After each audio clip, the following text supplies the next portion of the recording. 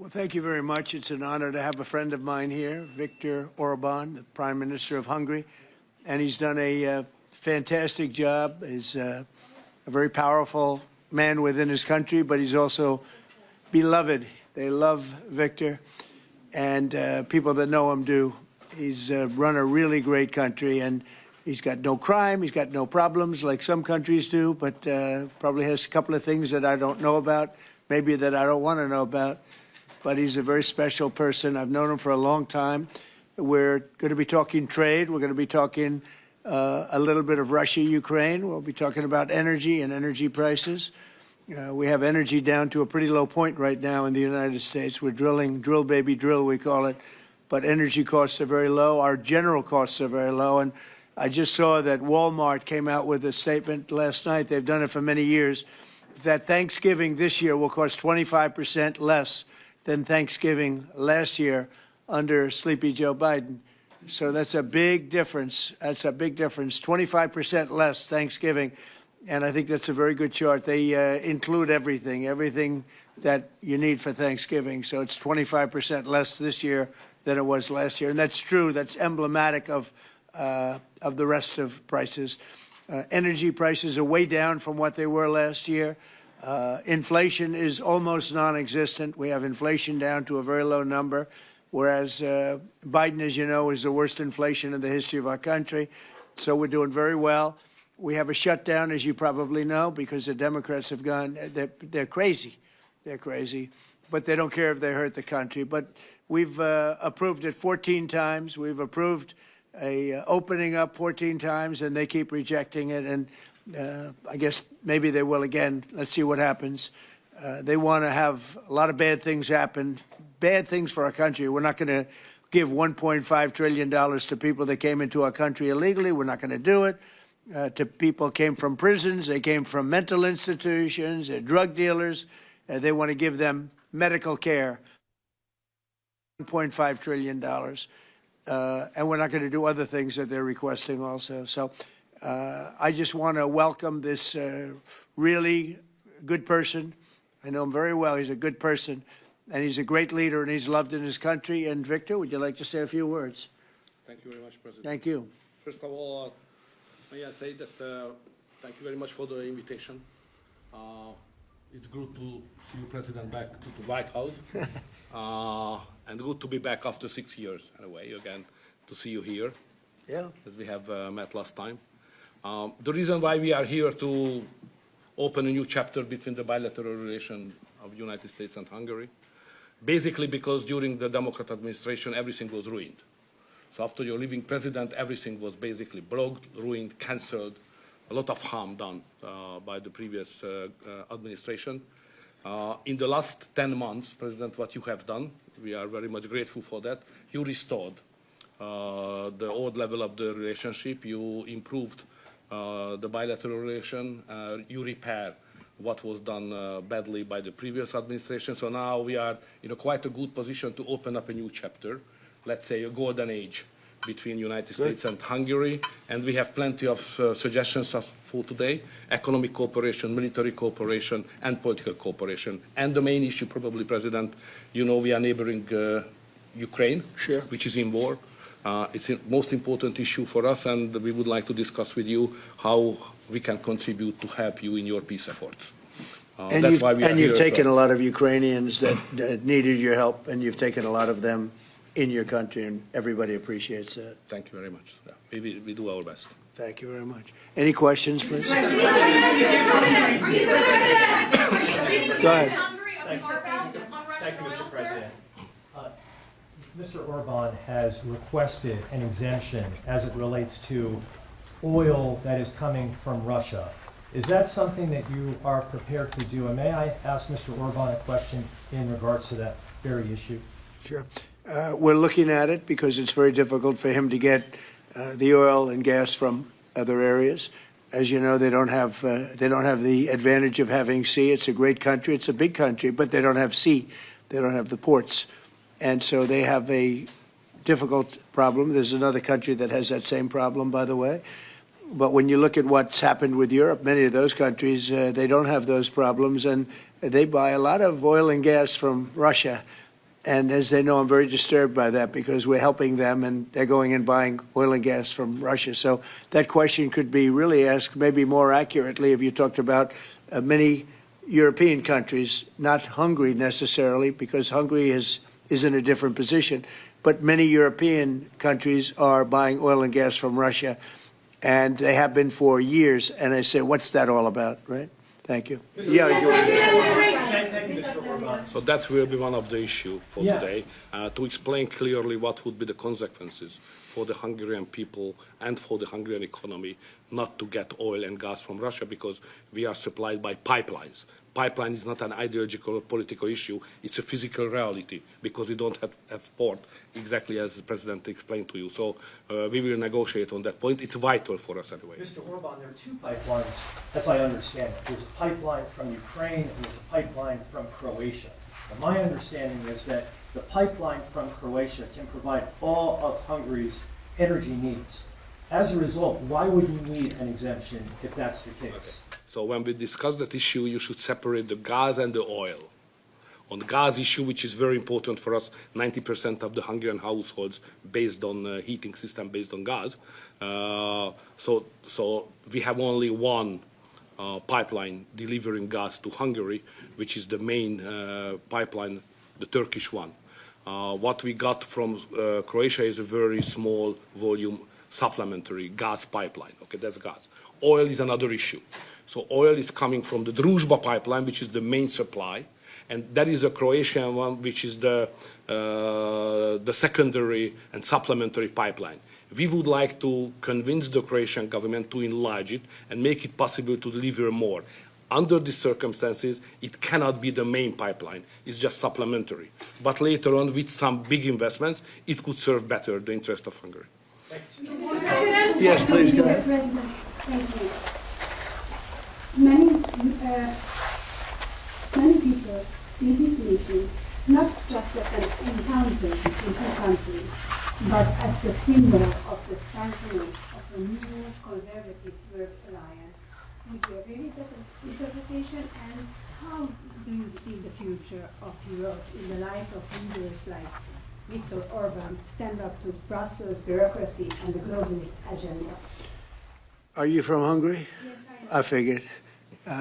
The fact is that he's a great leader, and he's respected all over, not necessarily liked by some of the leaders, but, you know, those leaders have proven to be wrong. If you look at his stance on immigration and other things, you know, if you look at Europe, they've made tremendous mistakes on immigration. It's really hurting them very badly. He has not made a mistake on immigration. So he's respected by everybody. He's liked by some. And I can tell you, I like and respect. I'm a double. I like and respect him. And that's the way Hungary is being led. They're being led properly. And that's why he's going to be very successful in his upcoming election. May I have a comment Please. on that? You know, language is important because the Anglo-Saxon terminology is different from the European one. So to use categories can create some misunderstanding. So I would like to be clear as much as we can. We are the only government in Europe which consider itself as a modern Christian government. All the other governments in Europe are basically liberal leftist governments. So we try to do something from 2010 which is different from what the others are doing, even at the philosophical level and at the level of practice as well, as just the President described it, like migration. So we are kind of a special island of difference in a liberal ocean in Europe. And we consider ourselves as a modern Christian government. That's the proper category to describe what we are doing. To both of you. To both of you. Immigration. We're talking, but we'll report on that later. Meetings with Putin. We were talking about that with Viktor. He understands Putin and knows him very well. And I feel that, I mean, I'm going to let you say what you think, but I think that Viktor feels we're going to get that war ended in the not too distant future. Viktor, do you want to talk about that? I'm strongly convinced. So the question is whether we Westerners are unified or not. The problem is that the President has huge peace efforts, which are just splendid and very positive for the European continent and all the peoples of the of Europe. But at the same time, we are not unified because Brussels and the Europeans has a different approach to the war. So the only pro-peace government is the United States government and the small Hungary in Europe anyway. All the other governments prefer to continue the war because many of them think that Ukraine can win on the front line, which is a misunderstanding of the situation. So it's a complicated issue. We will discuss it. It requests not just 2 minutes to respond to your question, but rather than our lecture. Sorry, not to continue more than that. To both of you. To both of you. So you would say that Will that be Ukraine a cannot win that war? You know, miracle can happen. Yeah, that's right. To both of you. Will that be a Yeah, go peace ahead, summit? Thank you, Mr. President. What is your message to the EU, because from Hungary, and the EU want to impose their woke policies on Hungary? What is your message? Well, I think they should respect Hungary and respect this leader very, very strongly because he's been right on immigration. Look what's happened to Europe with the immigration. They have people flooding Europe all over the place, and it's hurting it. It's the crime rates are way up. A lot of bad things are happening. His crime rates are very low. They're the same as they always were, which is very little crime because he's kept it the way it should be. Europe, I mean, I don't want to go into individual countries. They're all friends of mine, everyone. As you know, in NATO, they voted to go from 2% to 5%, and, you know, that nobody thought that was possible. And we had just about almost, other than Spain, a unanimous vote. No, I think that I think they respect him a lot. They don't agree with him, but actually, inwardly, I think they probably do agree. He was right on immigration. They were wrong. They are flooding Europe with people from all over the world, and Europe is becoming a different place. And I tell the leaders all the time, you better stop or you're not going to have Europe anymore. It's a very dangerous thing they're doing. May I have a reflection on that? So on migration issue, just for clarification, in Hungary, the number of illegal migration is like that, zero, because we have a crystal clear system. If somebody would like to come to Hungary, first he should ask for that. If he gives the permission, they can step in. Nobody can step on the territory of Hungary without having a permission from the Hungarian authorities. This is the regulation, simple, well working. What is the consequence of that? We are under sanctions, financial sanctions of European Union, because we don't let the illegal migrations to come to Hungary and to the European Union as well. So we have to pay, just to inform you, we have to pay every day 1 million euro as a punishment to the Brazilian budget because they stopped the migrants. This is the absurd world we are living now in Europe. To both of you. Go ahead, please. Will, Yes, Thank go you ahead. so much. Thank you. I'd like to ask what do you think, what do you believe after this meeting? Can you have maybe, or the European Union will have another opinion about, just because of this penalty, another opinion about Hungary because of the immigration and because of this kind of politics, which is not that strictly as the European Union directs. What do you believe? Yeah, where are you from? I'm from Hungary. Okay. I do have that conversation with them, and I respect and like them. You know, they're all friends of mine. I think pretty much every single leader in Europe is a friend of mine. We get along really well. They've done everything I've asked them to do with NATO, et cetera. The only thing they continue to do is buy oil from Russia. That's not too good. But I told them they should respect this man. They can also learn from Viktor. Viktor has had a very hard stance on, more than anything else, immigration or even illegal immigration. He literally has accepted no one over the years. Think of how much greater these countries would be if they didn't have the tremendous crime that has come in with the immigration. People just flowing into Europe. They've got to stop it. And not only stop it, they have to reverse it. They have to get them out. We've done that here. We have 0 people coming in now. The borders are closed. We take people, but we take them legally. But we've done it very strongly, and we're moving hundreds of thousands, millions of people out.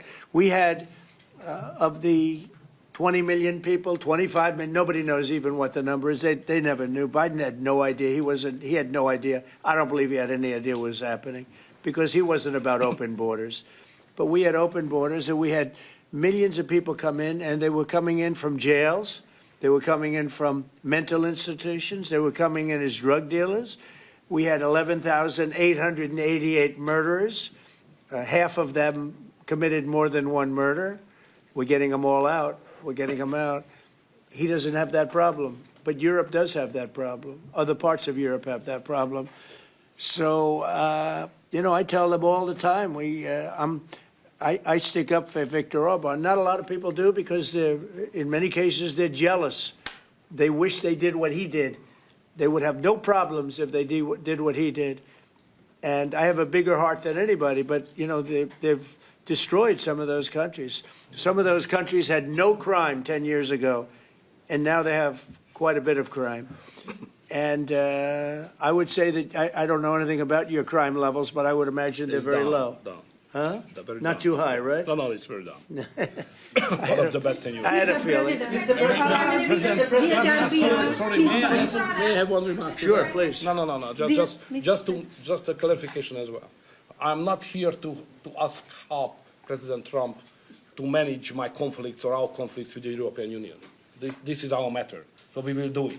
What we need is a golden age, to open a golden age of the United States-Hungarian relationship. That's the biggest help we can get from United And States. maybe Europe too. You know, we can include Europe, but it's going to get more difficult. So inside the European Union, we will manage all of our affairs. To be the most possible humble guy, yeah? But I'm the longest-serving Prime Minister of Europe. I survived all the Prime Ministers who attacked us. And I'm sure we will survive next years as well.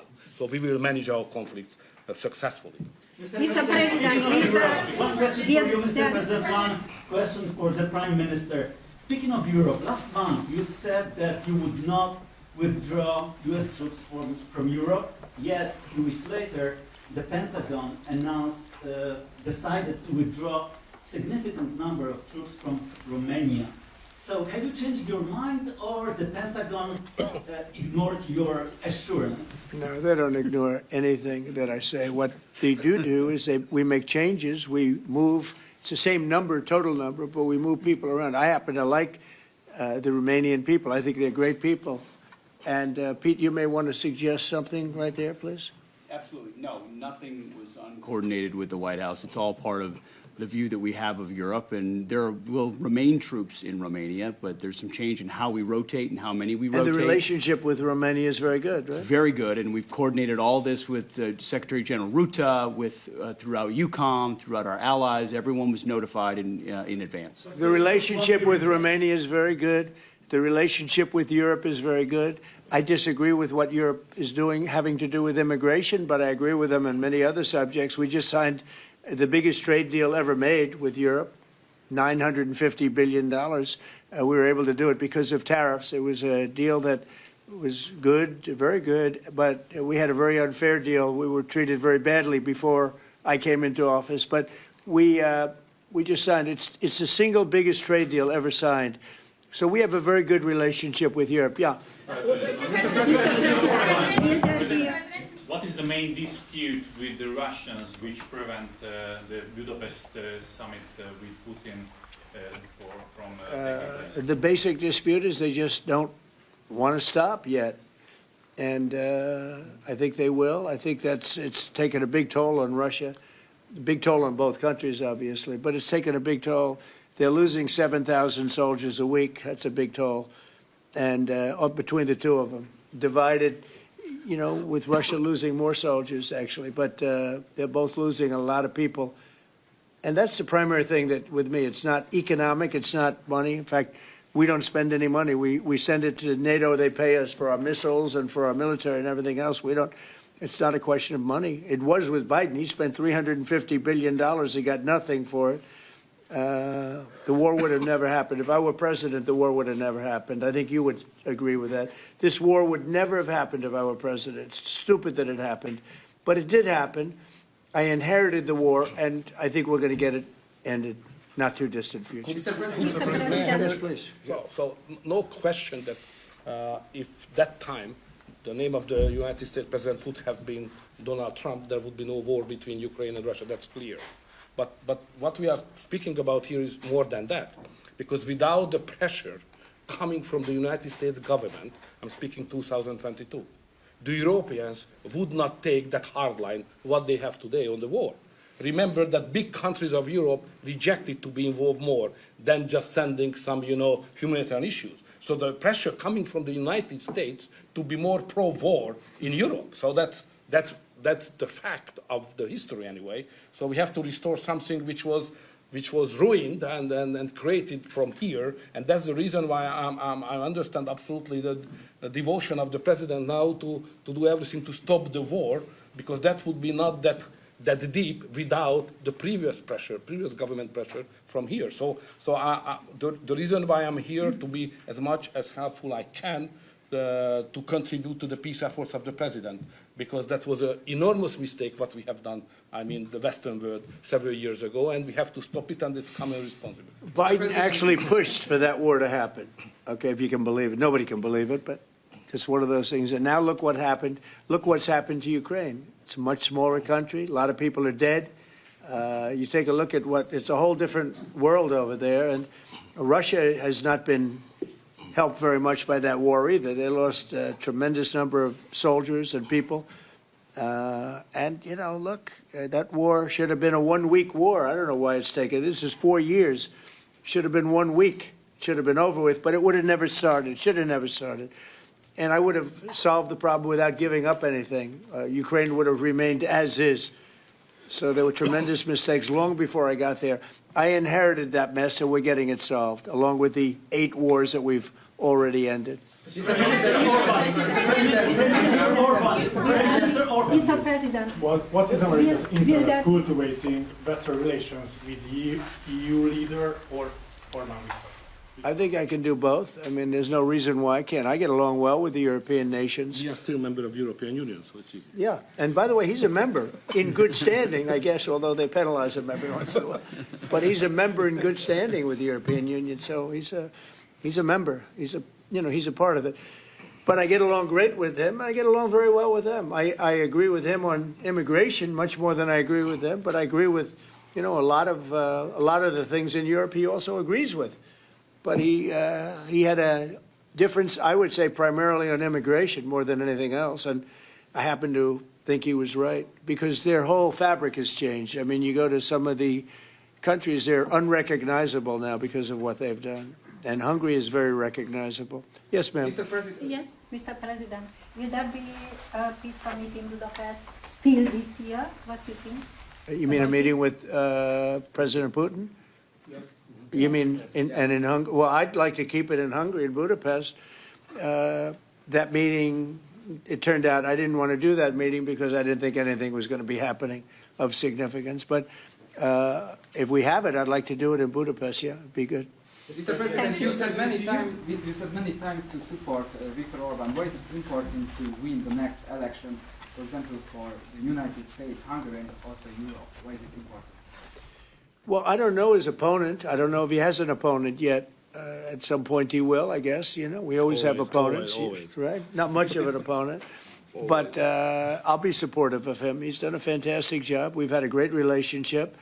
The United States, look, we had a country that had no leader. It had an auto pen, illegal auto pen, totally illegal. And that's coming out stronger and stronger. But we had no leader in the United States. Hungary, as an example, had no relationship with the United States, even though we do, billions of dollars in trade with Hungary. Yeah. Hungary's a big country economically. We do, billions of dollars in trade with Hungary. Why would they give that up? And they gave up so much else. Look, they gave up everything.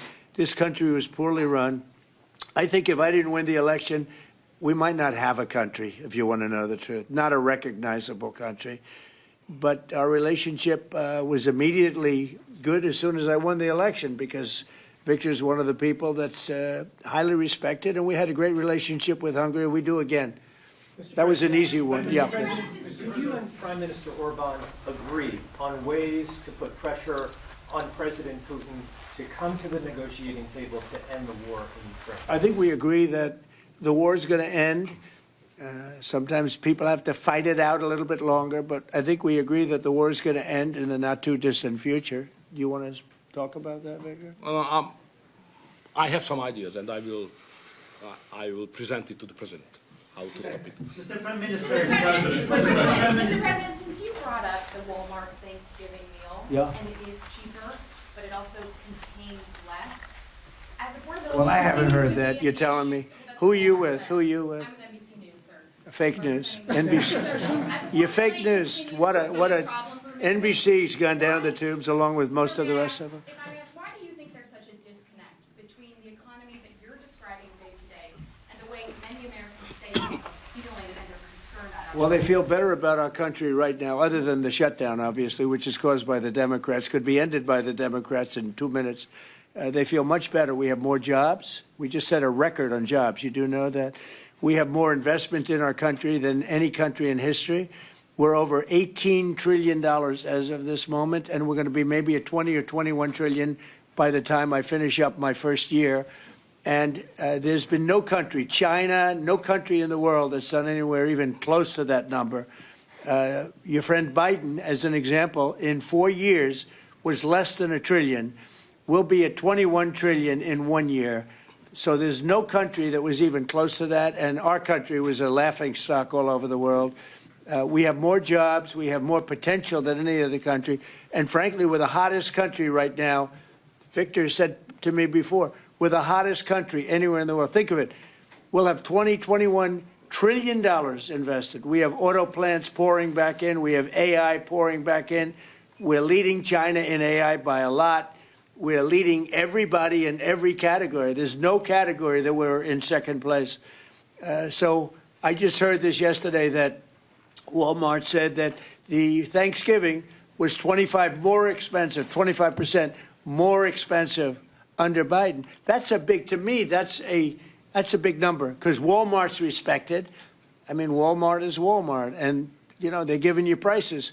So that would mean that the whole series of pricing and costs, you know, the groceries and everything else, it was a con job. It was a con job. Affordability, they call it, was a con job by the Democrats. The Democrats are good at a few things: cheating on elections and conning people with facts that aren't true. It was 25%. Walmart just announced it 2 days ago. 25% cheaper this year, will be cheaper to have Thanksgiving than it was a year ago under Sleepy Joe Biden. You say that affordability is a con job, as you put it. Say it. You said affordability was a Yeah. con job, and you didn't want. You said last night you didn't want to talk about affordability. I talked about it. When did I not want to talk about it? I talk about it all the time. We are much better than Biden and all of them. Now, just so you understand, do you remember that the Biden administration had the highest inflation in 48 years, but most people say ever recorded? Do you remember that? Right? Do you remember it? Did they have the highest inflation in 48 years? Did they? Just answer me the question. You know the answer. The answer is yes. They had the worst inflation in 48 years. We have almost no inflation. We're down now to 2%, and we'll be at maybe 1%. You want to always stay above 1%, actually. You want a little tiny bit of inflation. We're at a perfect number. They were at the highest level in recorded history, okay? And when you talk about affordability, that one fact. Now, let's talk about the second biggest subject after inflation, energy. We're going to be at $2 gasoline. We're going to be approximately $2 very soon. We're a little bit above $2 right now for gasoline. Now, under Biden, it was $4.50. It even hit $5, but it was $4, $3.50. We're going to be at $2 a gallon. So gasoline's much less. Energy costs are less. When you have energy and when you have gasoline less, everything else follows. It's such a big category. So when you have lower energy prices, which I think you admit we do substantially, that means everything else. So we are the victors on affordability. But if I watched that election, which I was not much involved in, I didn't support Virginia, the candidate, didn't do a lot of support for the other candidates. They asked me about Cuomo, and I said, well, it's a question, do you want a thug or do you want a communist? I mean, that was my response. So I wasn't involved in that stuff too much. But I will say this. If you look at affordability, which they campaigned on, they lied because they talked about, oh, prices are up. No, prices are down under the Trump administration, and they're down substantially. Energy prices are down by 30, 35, 40%. Gasoline is way down. And the other big thing is inflation is way down. The biggest thing is inflation. The second biggest thing is energy. Energy is way down. And what's also down? Gasoline. Also, the biggest thing is inflation, and it's way down. We took over a mess, the highest inflation in recorded history. Some people would say 48 years. I'll take either one of them. But I believe it's the highest inflation in recorded history. That alone makes it impossible for them to have done a good job affordability-wise. So one other thing. When I came into office, Victor, 2 days into office, they were screaming at me about the cost of eggs. I was there for 2 days. Eggs had quadrupled. And I said, listen, I just got here. Let me check it out. And they were right. Eggs had gone up by 3-4 times. Within a period of a few months, we had eggs down to a normal cost. We did a great job on groceries and affordability. The only problem is the fake news. You people don't want to report it. And, in fact, I'd like to ask Caroline. Where's Caroline? I'd like to ask Caroline a question. Where is she? Did she? Uh-oh. She deserted us. She deserted me. Our great Caroline superstar deserted me. Anyway, she's right outside. She was going to talk about, because the fake news yesterday, they talked about that. They said, oh, I don't want to talk about affordability. The reason I don't want to talk about affordability is because everybody knows that it's far less expensive under Trump than it was under Sleepy Joe Biden. And the prices are way down. Caroline? Yes, sir. Could you discuss that question that was asked, and how it was asked in such a fake, disgusting manner by the fake news? Yeah, and I just saw it asked again here, and it's very unfortunate that the reporters in this room refuse to address, sir, what you just said, which is that you inherited the worst inflation crisis in modern American history, and you are fixing it in 10 short months. And your entire administration has been tasked with this effort, from Treasury Department to Agriculture Department to the National Economic Council right here at the White House. They are slashing regulation. He signed the largest middle-class tax cut in 6 months. In 6 months, in record time, putting more money back into the American people's pockets. So affordability is what the American people elected this president to do, and he is doing it, and you guys refuse to cover it, and you refuse to cover that the previous administration created the worst unaffordability crisis in American history. And I've been watching the TV all day saying that he doesn't want to talk about affordability. That's what he's working on every day, and that's what this administration is doing. Right now. But you know why they refuse to cover it? Can I get Because they're her for fake someone? news. That's why. Go ahead. Can I get her someone? Sure. Caroline, the Prime Minister would like you to work for him in Hungary. Please consider. You know what? That's a very good decision you just made. Please don't leave us, Caroline. Yeah, please. You spoke to Republican senators. They do not seem interested right now in getting rid of the filibuster. That's too bad. They're making a big mistake. That's right. No, but they're coming my way. You're right. Wait a minute. The way to do it for the Republicans is to terminate the filibuster. They call it the nuclear option. This is the second form of nuclear. Very good, very good. This is a good form. This is not a bad form. I would have been in favor of that a long time ago. But you know the Democrats are going to do that. And most of you will admit the Democrats are going to do that. So why aren't we doing it? And I think only a foolish person would be against that, especially when you realize that these are crazed people. These people are absolutely crazed, Trump derangement syndrome, whatever it may be. And I am totally in favor of terminating the filibuster. And we would be back to work within 10 minutes after that vote took place. And lots of other good things would happen. And it doesn't make any sense that a Republican would not want to do that. If they're not going to do that, then it seems like you'd have to make a deal with Democrats to end the shutdown. Here's some of the things that we'd pass if we terminated the filibuster. Voter ID, no mail-in voting, no cash bail, no men and women's sports, no welfare for illegals. You could go on and on. This is 2 pages of things we'd do if you did that.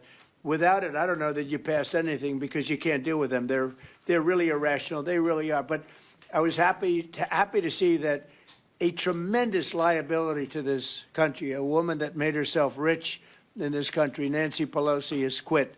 and she'll be out of here pretty soon. And that I consider that to be a great asset for America, getting her out. Yeah, please go. Are you really going to deal with Democrats? You're not interested in the I don't know. We'll see what they have. I mean, we'll see. But they're very destructive for the country. NBC, fake news. I'm not taking you. Go ahead. President, are you worried about it backfiring in the future on Republicans? Should they get rid of the filibuster and then down the road, Democrats? Well, normally I would say, well, a little bit. But the reason that I'm not is because if they ever took over power, they'll do it. Look, Joe Manchin and Sinema are two people that are no longer in politics because of this issue.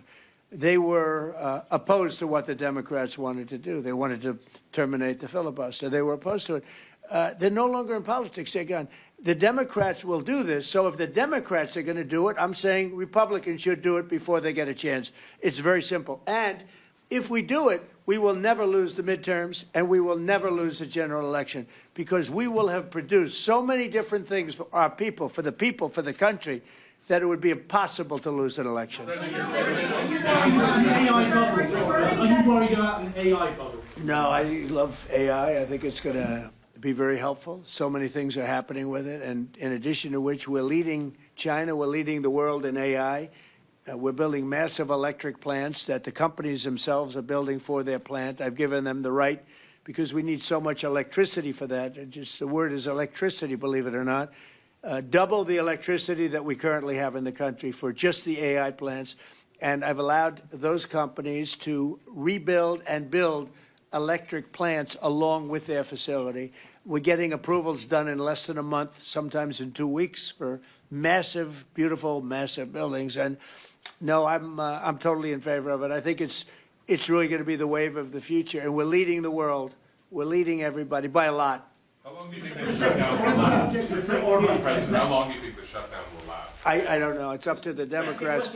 We voted, the Republicans have voted 14 times to open up the country, and the Democrats have voted 14 times to hurt the country, really. They should approve it, but they might not. That's why I like the fact that we terminate the filibuster. If we terminate the filibuster, the country will be open within 10 minutes after that termination, because we'll take a second vote, which is the opening of the country, and the Republicans will vote to open the country. That's one of the reasons, not the major reason, by the way. I think it's less important than the other things that we get.